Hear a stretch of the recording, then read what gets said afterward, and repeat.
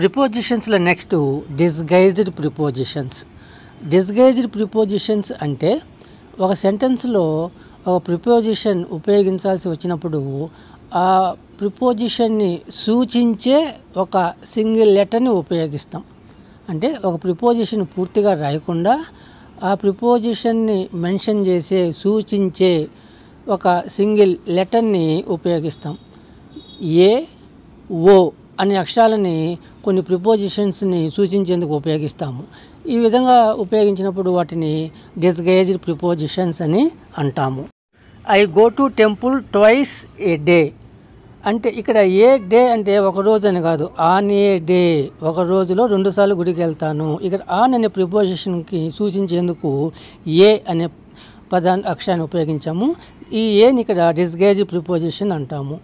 They play cricket once A week, వారానికి ఒకసారి cricket ఆడతారు. వన్స్ ఇన్ ఏ వీక్ వాస్తవంగా అయితే ఇన్ వాడకుండా ఇన్ సూచించడానికి ఏని ఉపయోగిస్తాము. ఏ అనేది disguised preposition. He wakes up 5 o'clock, 5 గంటలు నిద్ర లేస్తాడు. ఓ అంటే ఆఫ్ ద క్లాక్ అని అర్థం.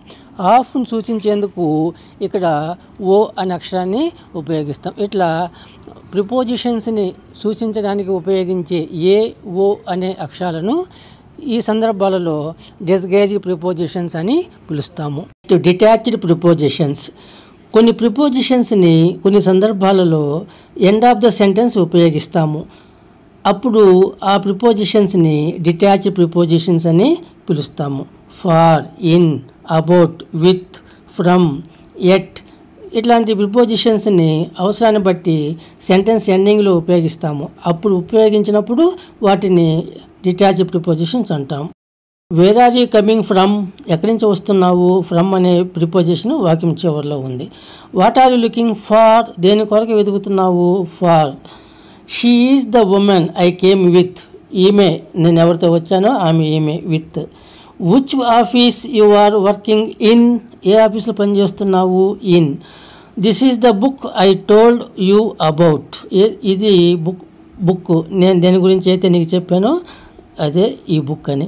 ఇక్కడ from, for, with, in, about అనేవి సెంటెన్స్ చివరిలో వస్తాయి. ఇక సెంటెన్స్ అనడం కంటే కూడా ఇట్లాంటి డిటాచ్డ్ ప్రిపోజిషన్స్ ఎక్కువగా క్వశ్చన్స్లో ఉపయోగించడం జరుగుతుంది. అట్లా ఒక సెంటెన్స్ లేదా క్వశ్చన్ ఎండింగ్లో ఉపయోగించే ప్రిపోజిషన్ అంటే ఎండింగ్లో ఉపయోగించినప్పుడు ఆ ప్రిపోజిషన్స్ని డిటాచ్డ్ ప్రిపోజిషన్స్ అని పిలుస్తాము. ఇట్లా ప్రిపోజిషన్స్ అవి పనిచేసే పనిని బట్టి వాటికి పేర్లు నిర్ణయించడం జరుగుతుంది.